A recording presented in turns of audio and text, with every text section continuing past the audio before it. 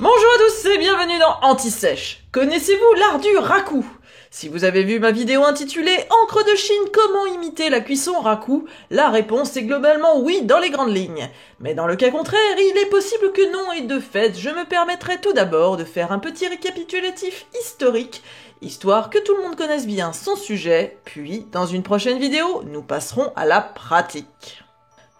Pour commencer, sachez que la technique du raku nous vient à la base tout droit du Japon, de son nom complet, le rakuyaki, littéralement la cuisson de plaisir, mais qui est plus souvent traduite dans le sens de cuisson confortable ou cuisson facile, est une technique de cuisson en basse température réinventée par un potier du nom de Chojiro au cours du XVIe siècle à Kyoto et elle est intrinsèquement liée à la cérémonie du thé. Fils d'un dénommé Ameya, probablement d'origine chinoise, on suppose que celui-ci a transmis à son fils la technique chinoise des céramiques aux 3 couleurs élémentaires, nommée en japonais So-Sansai. C'est inspiré de ces techniques que Chojiro a, à la demande d'un maître de cérémonie du thé dénommé Senno Rikyu, réalisé des chawan, littéralement des bols à thé, mais en leur donnant alors une teinte monotone, noire ou rouge.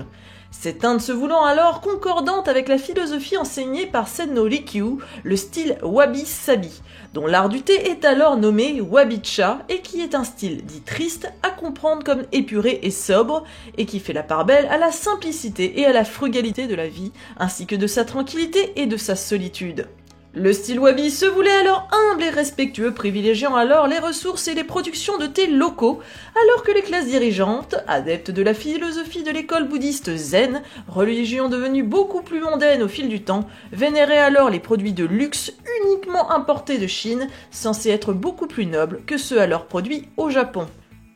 Concernant la cuisson raku en elle-même, c'est un procédé qui permet de créer, grâce au feu, avec ou sans craquelage des émaux, des variations sur les céramiques, en réalisant un violent choc thermique en sortant précipitamment des poteries ou des sculptures émaillées et encore incandescentes d'un four en marche et ce pour les plonger de suite dans des composés organiques secs. À leur contact, ces composés prendront feu, feu sur lequel on apposera alors un couvercle pour réaliser un enfumage. Grâce à cela, il sera possible de faire noircir les fissures des émaux sur les sculptures et les céramiques qui avaient été créées. Cette technique qui demande pas mal de précautions étant donné que l'ouverture d'un four en marche à 1000 degrés pendant la cuisson peut être particulièrement dangereux, ne se réalise très souvent qu'en extérieur à la belle saison et n'est de fait pas réalisable dans bon nombre d'ateliers pour des raisons de sécurité. Il est intéressant de noter que le terme raku est apparu tardivement.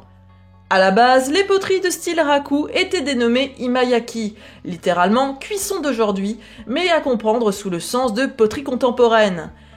Les céramiques n'avaient en effet avant cela aucune identification quant à leur origine de fabrication.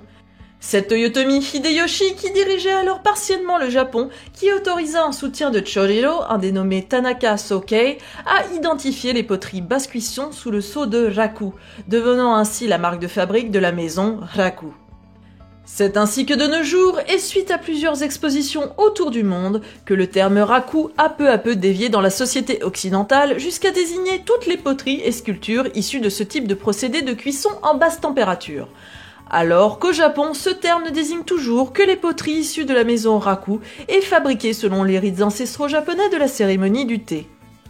Ainsi, de nos jours, il n'existe pas qu'une seule et unique manière de faire du raku. Et non, on différencie en effet le raku contemporain japonais, qui conserve l'esthétique et la part de spiritualité des techniques japonaises, à celle du raku contemporain occidental que nous avons hérité du potier américain Paul Soldner, qui a revisité le style dans les années 1960. Et oui, c'est exact, la technique que nous utilisons de nos jours en Occident n'est pas la technique traditionnelle japonaise, car celle-ci prend en effet environ 18 heures et s'avère totalement irrégulière quant à la vérification de la température de cuisson et donc de la vitrification des céramiques, car ces fours sont bien souvent creusés ou fabriqués rudimentairement à même le sol. En comparaison, la cuisson occidentale dite à l'américaine est bien plus structurée et mécanisée. Elle permet en effet de mieux maîtriser la température, qui doit atteindre 1000 degrés, tout en réduisant considérablement le temps de cuisson, à savoir environ 1 heure à 1h30 en partant d'un four froid. Et c'est donc cette technique dite de cuisson à l'américaine, qui se réalise généralement en extérieur et en été, à laquelle nous nous intéresserons dans une prochaine vidéo, car il faut le dire, elle est beaucoup plus courante et répandue dans nos contrées occidentales. Sur ce petit résumé historique est terminé et je vous donne rendez-vous prochainement pour en apprendre plus sur la manière de réaliser une cuisson raku. Et pour finir, comme d'habitude, et même si pour le coup c'est totalement hors sujet, n'oubliez pas que pour toute sculpture sans modèle vivant, la clé c'est d'observer, de photographier, puis de sculpter. À la prochaine!